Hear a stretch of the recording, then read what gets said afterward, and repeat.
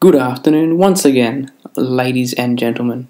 Welcome to the Race of Champions Battle of the Round for the semi-finals. And for the first time, the Battle of the Round includes both STYLN and yours truly. We came in very equal form, you'd have to say. Both of us securing 2-0 victories in the opening round and 2-1 victories to progress from the quarter-finals. The victor of this best-of-3 competition will progress to the grand final to face danirox. Our first matchup was at Spa, and I was in the Toro Rosso, he was in the Caterham, and around the outside we go at La Source, giving us the advantage as we go towards Eau Rouge for the first time. Although the draft up Camel Straight might be advantageous for STYLN behind, so let's see what happens here. You can see his arrow indicating that he's very close as we go towards this kink here, and yes, he's pulling alongside. There's his front wing. He's actually going to get his rear wheels alongside our front before the braking zone. We've outbraked him into Lacombe to take the lead back. So in the lead at that point, but we're just one lap later, he's still in the draft. And towards this kink here, it's a little bit awkward to know which side he's going to come on. And he gets down the inside, unfortunately, for us at least, fortunately perhaps for him. And again pulling ahead. But this time we'll go around the outside and maintain the lead at Lacombe. So this is really the action corner so far.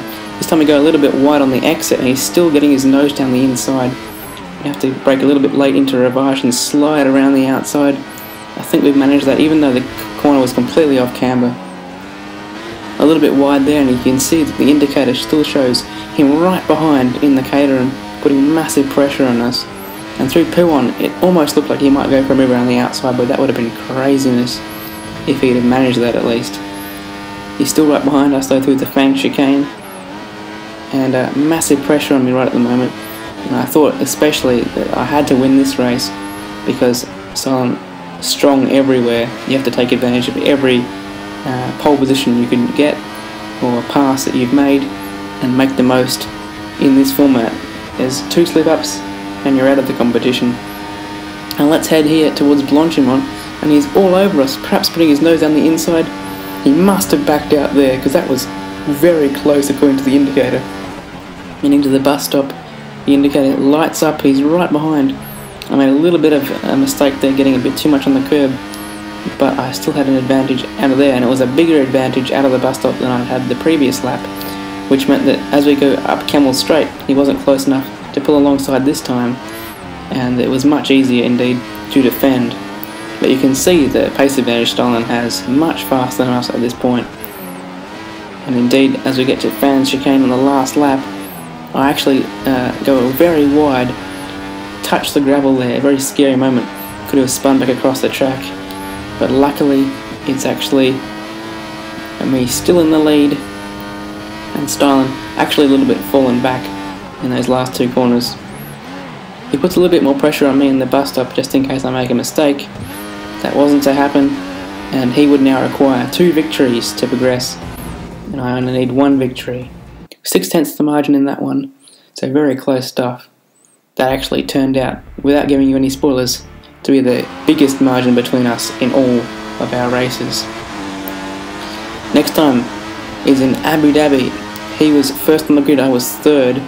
Murph our spectator for that, and he's actually hit the bollard at turn 1. So we're straight through here, and later in the sector you can see we're taking it very easy, trying to be careful not to hit a bollard like he did and give the lead straight back. There'd be a comedy of errors if that was to occur. And indeed it looks like we've gained a bit of an advantage, but we have to make sure we can defend here because this is a long straight, and even though there's no DRS in 3-lap races, he still has a big toe, and down the outside he goes. I think we should be able to defend that, but if he makes a cut back, that could be quite a good move for him. But it looks like we've actually got a better exit, so that's not going to happen down this straight. We'll at least see what happens later. And we have a 1 second advantage actually as we cross the line to start the 2nd lap.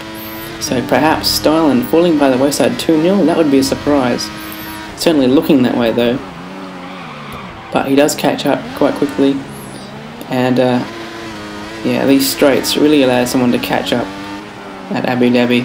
And heading into the last lap, he's close up, and it's much closer than it was the previous lap. So a little bit of pressure on us, but we should be able to get this home for a 2-0 victory. But no, we've clattered that bollard just as he did on lap 1 and gifted the lead straight back to the Ferrari driver. And wow, so much dirty air at that corner we had to back off. So this might be a case of deja vu, I guess, for the leader of the race to hit the bollard at turn 1 and give the lead away. Can we get back past that? We saw STYLN had a run at us here on lap 1. We put it into reach to see if we can get back past and still take this race. And yep, we're getting closer. Which side's he going to take? He takes the inside. I'm going to try and go around the outside. He's braked a little bit later than us, so maybe not possible. And in fact, we braked too late, even though he braked later than us, and couldn't quite get turned in with the marbles, I guess, on the outside, or at least he had a grippier line. And in my desperation to catch back up, I've completely made a meal of that corner, and that's really sealed my fate for this one. And STYLN's going to make this a sudden death finale at China. Good effort though, a 0.4 of a second victory there. So closer than Spa.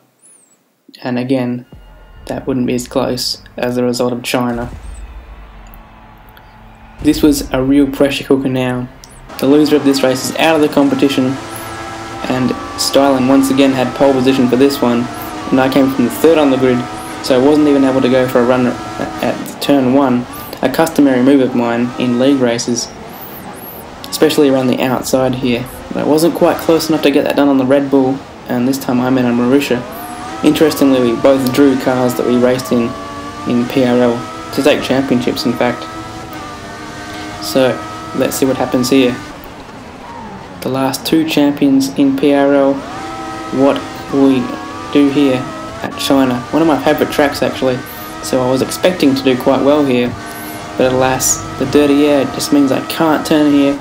Massive understeer, and I thought at this point I might have a little bit of trouble keeping up, because look at this, I just couldn't get close enough to make a move, and he's actually pulling away. Very concerned here, and into this last corner I was careful not to hit the bollard, but I got on this curb and lost even more time, so I was falling further and further behind, almost a second behind at the end of the first lap. Now it's over a sector later, and still just can't get the turn through here, and the gap's going up and up all the time. I think it gets to 1.2 at the next sector. Thankfully we get a bit of a draft down the long straight and catch up a little bit to start the last lap, but still 0.8 of a second. We've got it all to do. It was a very fast-paced race we had here. Finally, the closest I've got, with just 1 sector left in the race, 1 sector left to save my competition from elimination, and we put it in rich. We're in the draft, 2 corners left. What are we going to do here?